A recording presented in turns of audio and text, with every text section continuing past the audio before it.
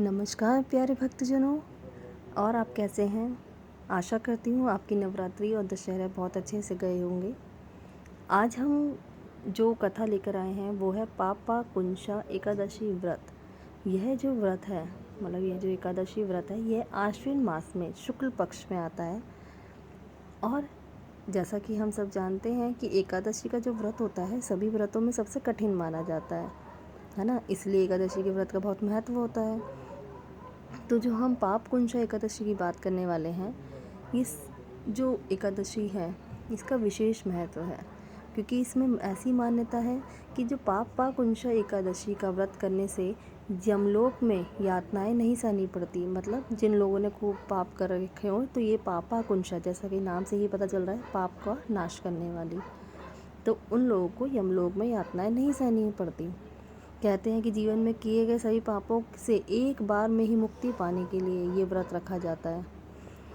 ऐसी मान्यता भी है कि इस व्रत से एक दिन पहले दशमी के दिन गेहूँ, उड़द, मूंग, चना, जौ, चावल और मसूर की दाल का सेवन भूल कर भी ना करें। कहते हैं इस व्रत के प्रभाव से व्रती वैकुंठ धाम प्राप्त करता है।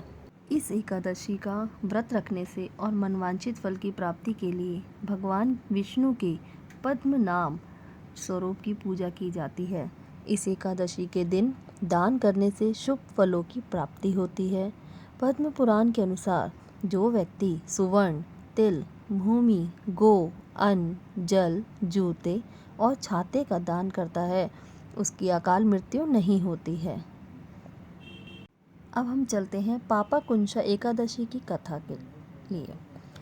इस कथा के अनुसार प्राचीन समय में विंध्य पर्वत पर एक क्रूर बहेलिया रहता था। क्रूर मतलब बहुत ही बुरा, जो सबको मतलब मारता पीटता था, मतलब जो अच्छा नहीं था दिल से।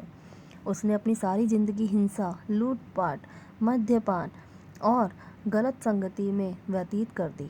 जब उसका अंतिम समय आया तब यमराज के दूत बहेलिये को लेने आए और यमदूत ने बहेलिये से कहा कि कल तुम्हारे जीवन का अंतिम दिन है, हम तुम्हें कल लेने आएंगे।